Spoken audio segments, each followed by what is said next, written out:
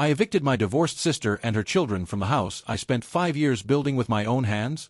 I, 33 never thought I'd be writing something like this. A year ago, I would have told you my family was close. Not perfect, but solid. Now I'm sitting alone in a house I built with my own hands. My parents have told me I'm dead to them, and my sister is posting on Facebook about how I chose a building over family. Let me tell you how we got here. The house. 5 years.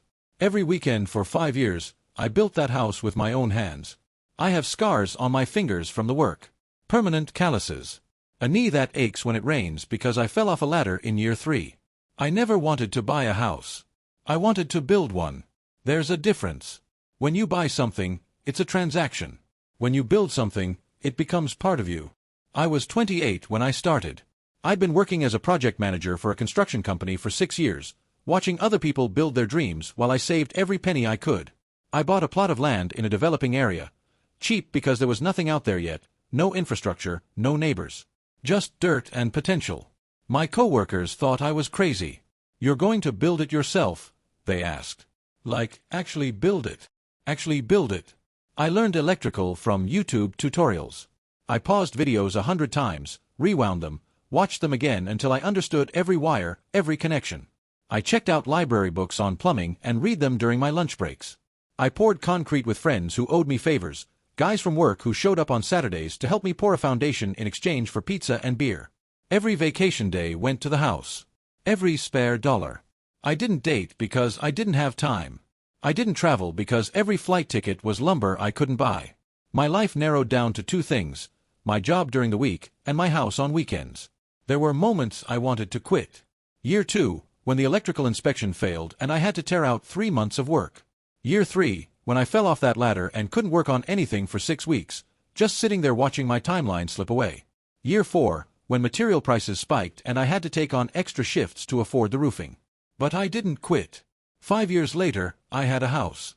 Small but perfect, 3 bedrooms, 2 bathrooms, an open kitchen and living room, a porch I built with my own hands. Appraisers valued it around $280,000. I'd spent maybe $95,000 in materials because the labor was mine. It was the proudest achievement of my life. My sister. My older sister is 38. She married young, 22, to a man everyone warned her about. I never liked him. From the first time I met him, something felt off. He was controlling, the kind of guy who always had to know where she was, who she was with. Lazy, too, always had excuses for why he couldn't hold down a job. Bad with money, worse with responsibility. But she didn't listen. She was in love, and when you're 22 and in love, you don't hear warnings. You hear jealousy. You hear people who don't understand. 12 years of marriage. 2 kids, my niece, now 10, and my nephew, now 7. I watched from the outside as her life got smaller and smaller. She stopped seeing friends. Stopped pursuing her career. Became a full-time mom while her husband bounced from job to job, always with a new scheme, a new excuse. Her husband finally left her last year. For another woman. After 12 years and 2 kids, he packed a bag and walked out. The divorce was messy. He hid assets, cryptocurrency, cash, things he'd been squirreling away for years. My sister's lawyer wasn't aggressive enough. She got almost nothing. The house had a second mortgage neither of them could afford, so it was sold. Child support was ordered but rarely paid. She moved back in with our parents, temporarily, with both kids. I felt bad for her. I really did. Her husband was everything I'd always thought he was, and she'd paid the price for not seeing it. I helped where I could, bought school supplies for the kids, took them out for meals, slipped her cash when she needed it. But I kept boundaries. She was an adult. She had to figure out her own life. I didn't know then that her plan for figuring out her life involved taking mine. The family meeting. 6 months after her divorce was finalized, my parents called me for a family meeting. I should have known something was wrong when they used that phrase. We hadn't had a family meeting since I was 16 and got caught sneaking out. My sister was there when I arrived, sitting at the kitchen table. She'd been crying. Her eyes were red, tissue crumpled in her hand. My parents flanked her like bodyguards. "Thanks for coming," my dad said, like I'd had a choice. "We need to talk about your sister's situation." I sat down. "Okay." My mom took over. "Living here is too cramped. The kids need space. The school district here isn't good, you know that. And your sister has been trying to find an apartment, but with her credit and the rental market. I waited. I could see where this was going, but I wanted them to say it. My dad said it. You have a 3-bedroom house. You're single. You don't need all that space. We thought maybe your sister and the kids could move in with you temporarily, just until she gets on her feet. My sister looked up at me with wet eyes. I wouldn't ask if I had any other option. I know it's a lot. But the kids need stability. They need a real home, not a pull-out couch at Grandma's. I looked at my niece and nephew, who weren't there but whose faces I could imagine. 10 years old. 7 years old. They hadn't done anything wrong. They hadn't chosen their father. They were just kids who needed a place to feel safe. Temporarily, I said. How long are we talking? 6 months, my sister said. Maybe a year. Just until I find a better job and save up for a deposit. I thought about my house. My quiet house. The 3 bedrooms, 1 for me, 2 that were basically storage. The extra bathrooms I barely used. The kitchen table where I ate alone every night. Okay, I said. Temporarily. My mother hugged me. My father shook my hand. My sister cried and said, "Thank you," over and over. I drove home that night feeling like I'd done something good. Something that family does. I was such a fool. Update 1. The takeover. My sister and the kids moved in 2 weeks later. I gave them the 2 spare bedrooms and kept the master for myself. It was my house, after all. I built the master bedroom with my own measurements, my own preferences, my own closet configuration. That room was mine. The first month was okay. Crowded, but manageable. My sister talked constantly about apartment listings she'd seen, jobs she was applying for.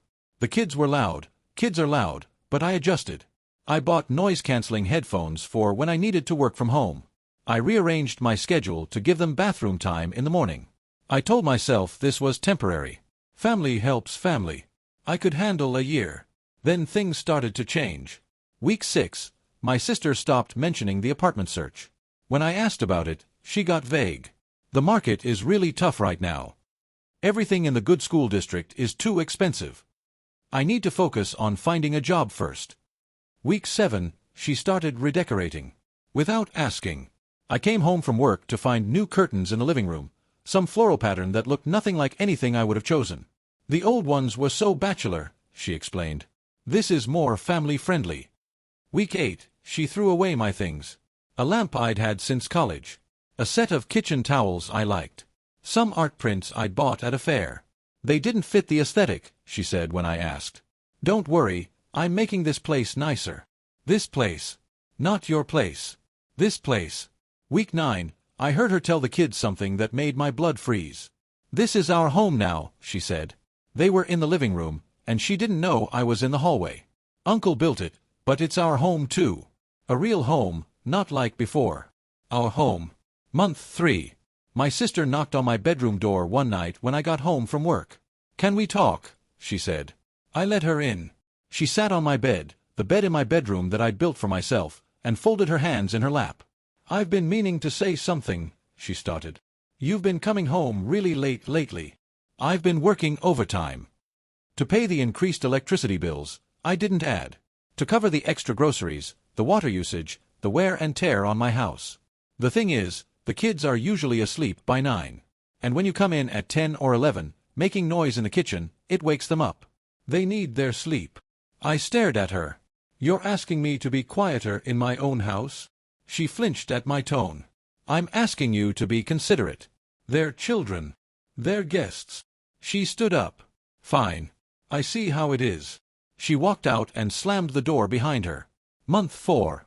I came home to find a strange man on my couch. My sister introduced him as her boyfriend.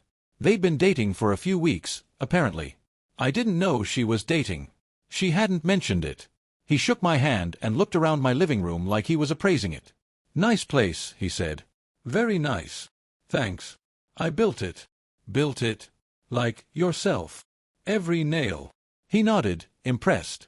Then he turned back to the TV show he was watching. On my TV. On my couch. In my living room. He stayed overnight. In my sister's room, one of my spare rooms, while the kids were down the hall. I objected the next morning. I don't think it's appropriate, I said. The kids are right there. They've already been through a lot with the divorce. My sister's eyes went cold. I'm allowed to have a life. Just because you don't have one doesn't mean I have to live like a nun. The boyfriend started coming over regularly after that. 3 nights a week. 4, 5. He had a dog, a big German shepherd, that he started bringing. The dog scratched my floors. The floors I'd laid myself, on my hands and knees. Can you not bring the dog? I asked. He has anxiety, my sister said. He can't be alone. The dog stayed. Month 5. The ambush. My parents came over for dinner. My sister cooked, in my kitchen, using my dishes, and we all sat at my table like one big happy family. The boyfriend was there too, sitting beside my sister like he belonged. After the meal, my sister cleared her throat. We've been talking, she said. All of us. About the living situation. I put down my fork. What about it? My mother took over. The kids have really settled in here. The school is good. They have friends. The stability has been wonderful for them. That's great, I said, not sure where this was going. But the plan was temporary. 6 months to a year, remember? My dad leaned forward. About that. We were thinking, the kids shouldn't have to feel like guests in their own home. It's not healthy for them. This isn't their home. It's my home. My sister jumped in. But it could be our home. If you just signed it over to me. I laughed. I actually laughed, because I thought she was joking. She wasn't joking. You're single, she continued. You don't have kids. You could rent somewhere nearby. Visit whenever you want. But the house, this house that's perfect for a family, should be with someone who has a family. You want me to sign my house over to you? I said it slowly, making sure I understood. The house I spent 5 years building with my own hands. You can build another one, my father said. You've done it before. And she needs this one more than you do. I looked around the table. My mother nodding. My father waiting for me to agree. My sister with tears forming in her eyes. The boyfriend staring at me with something that looked like anticipation. No, I said. My mother's face hardened. No. No. Absolutely not. This is my house. I built it. Every nail, every board, every pipe. It's mine. And I'm raising the next generation of this family, my sister shot back. What's more important, your pride or my children's future? It's not about pride.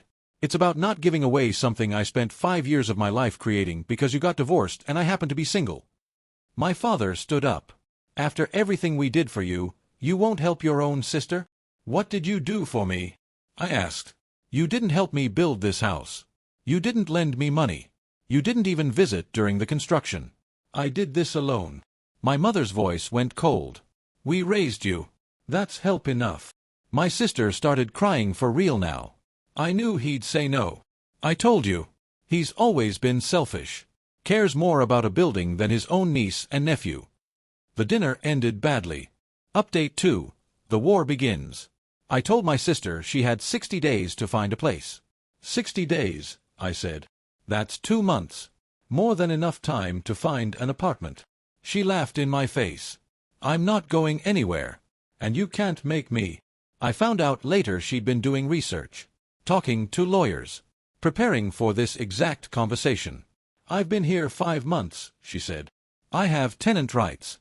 You want me out? You'll have to evict me. Through the courts. Explain to a judge why you're making children homeless.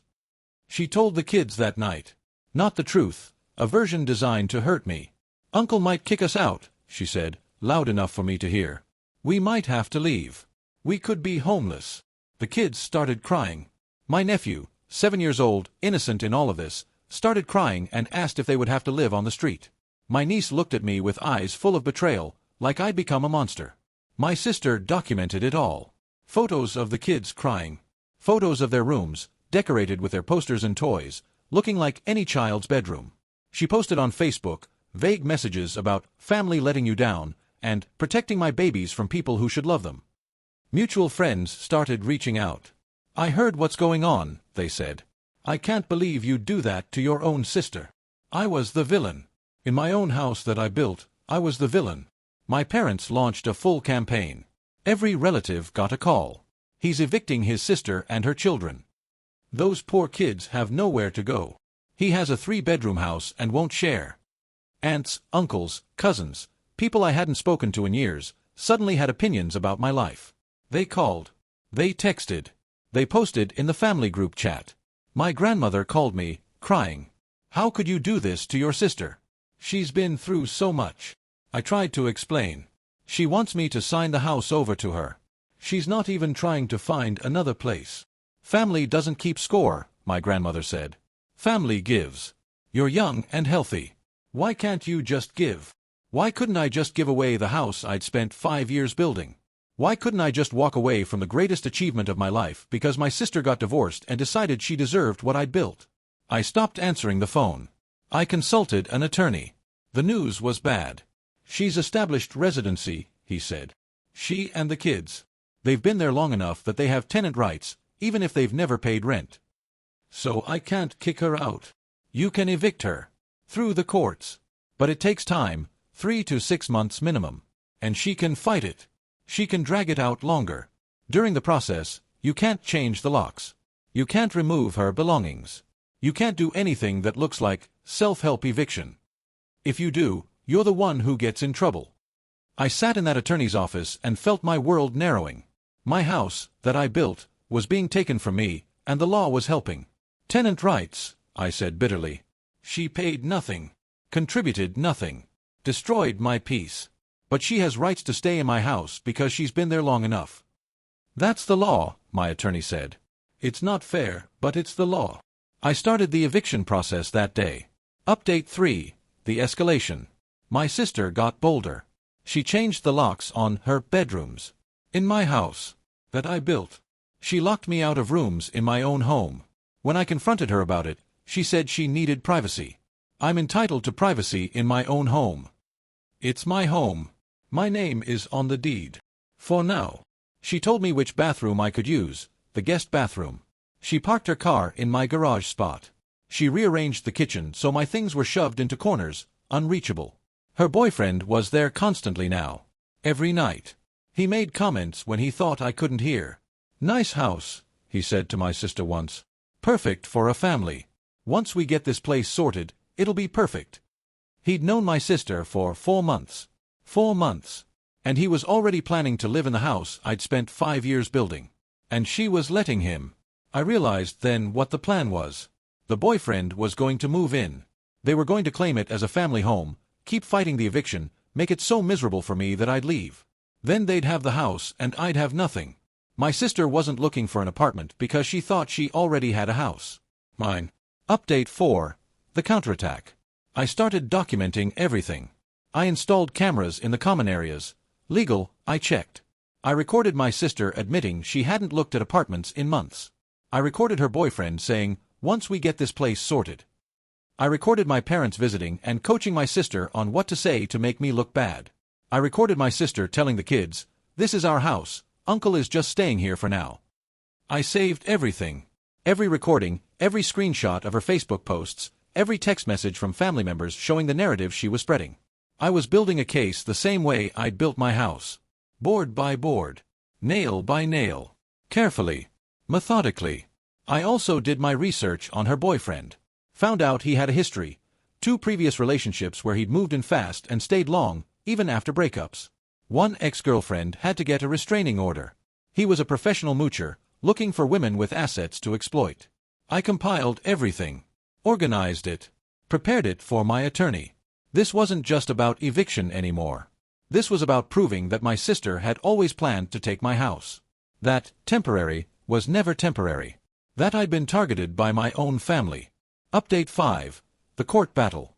The eviction hearing arrived on a gray Tuesday morning. My sister brought the kids to court. Obvious sympathy play. They were dressed sad, my niece in a slightly too small dress, my nephew in a wrinkled shirt. They looked like they were auditioning for a poverty documentary. She brought her children to court. Dressed them sad. Told them to look scared. Used her own children as props to steal from her brother. Her lawyer argued that there had been a verbal agreement that the house would become hers. That I had invited her to live permanently. That evicting her and the children would cause irreparable harm to the minors. My attorney presented the evidence. Recording after recording. My sister saying, I haven't looked at apartments in 2 months. Her boyfriend saying, once we get this place sorted. My parents saying, tell the neighbors he's been aggressive, that'll help in court. My sister telling the kids, this is our house now, uncle doesn't really live here anymore. The judge listened to everything. When my attorney finished, the judge looked at my sister. Ms. Sister's name, do you have any evidence that your brother agreed to give you this house permanently? My sister started crying. He's my brother. Family doesn't need written contracts. That's not what I asked. She had nothing. No texts. No emails. No witnesses. Just her word against my recordings. The judge ruled in my favor. Full eviction. 30 days to vacate. My sister screamed in the courtroom. Called me a monster. Called the judge corrupt. Had to be calmed down by the bailiff while her children watched. Those kids, my niece and nephew, who I'd loved, who I'd helped, who were innocent in all of this, watched their mother lose control while trying to steal from their uncle. I don't know what they understood that day. I don't know what they'll remember. But I know it will mark them. The aftermath. The sheriff came to supervise the move out on day 30. My sister refused to pack. Said she wasn't leaving. The sheriff explained that wasn't an option. The move out took 8 hours. My sister screamed the entire time. The kids cried. My parents showed up with a camera, filming everything for evidence of abuse. My neighbors came out to watch. Some of them had heard my sister's version. They looked at me like I was a criminal.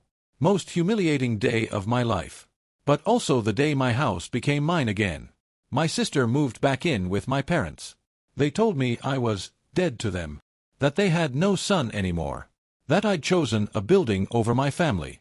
My mother sent me one final text. Your sister needed you and you threw her away. Don't expect us at your funeral. Extended family is divided. Some of them saw the truth, heard the recordings, understood what really happened. Others believe my sister's story and always will. I've stopped trying to convince them. My reputation in some circles is ruined. To some people, I'll always be the man who evicted his divorced sister and her children from his home. Context doesn't matter. Evidence doesn't matter. The simple story is more compelling. Brother is selfish, children are homeless, family is destroyed. Conclusion. The quiet house. It's been 2 months since the eviction. I'm sitting in my house right now. The house I built. Every nail, every board, every pipe. My hands made this place exist. I walk through the rooms sometimes, just looking. The walls I built. The floors I laid. The porch where I sat on summer evenings during construction, looking at the skeleton of my future and dreaming about what it would become. My sister's stuff is gone, but the marks remain.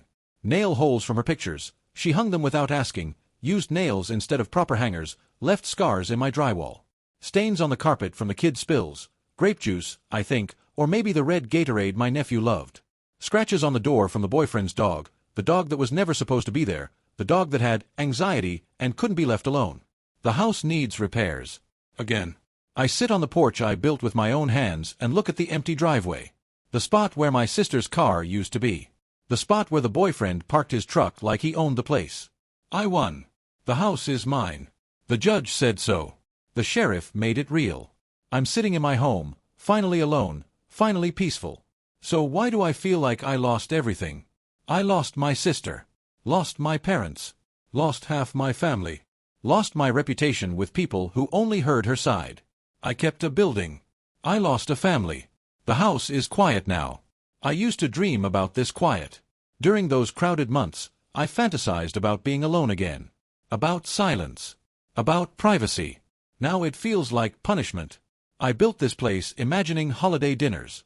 Kids playing in the yard someday. My kids. A wife maybe, eventually. A life. Now I can't imagine anyone here. Just me and the walls and the memory of being called selfish for protecting what I built. My niece sent me a letter last week. Her mom doesn't know. It said, I'm sorry we had to leave. I liked my room. 10 years old. She's apologizing for her mother's scheme. She doesn't understand what happened. Not really. She just knows they lived somewhere nice, and then they didn't, and somehow it was Uncle's fault, and also somehow she's supposed to be sorry. I cried reading that letter. Then I put it in a drawer and I don't know if I'll ever write back. What would I say? Your mom tried to steal my house and used you to do it. Your grandparents told me I was dead to them. Your mom's boyfriend was planning to live here and I'd never get my house back. She'll learn the truth someday. Or she won't. Either way, she's innocent and she got hurt and I can't fix that. I kept my house. I lost my family. I don't know if it was worth it. But I know I couldn't have done anything different. When someone tries to take everything you built, you fight back or you disappear. I fought. I won. Now I live in my victory alone and try not to count the cost. Some nights I manage. Some nights I don't. TLDR, spent 5 years building a house with my own hands. Sister got divorced, needed a place to stay, temporarily, then decided she deserved my house because she has kids and I don't. Parents backed her. She used her children as weapons, established tenant rights, and fought the eviction. I documented everything, won in court, reclaimed my house. But my family is gone. House is quiet now. Not sure if I won anything. Edit. A lot of people asking about the niece's letter. I've decided I will write back, eventually. When I figure out what to say to a 10-year-old that's honest but won't destroy her relationship with her mother. She deserves to know I don't blame her. That she'll always have an uncle who loves her, even if she can never visit. That none of this was her fault. Maybe that's enough for now.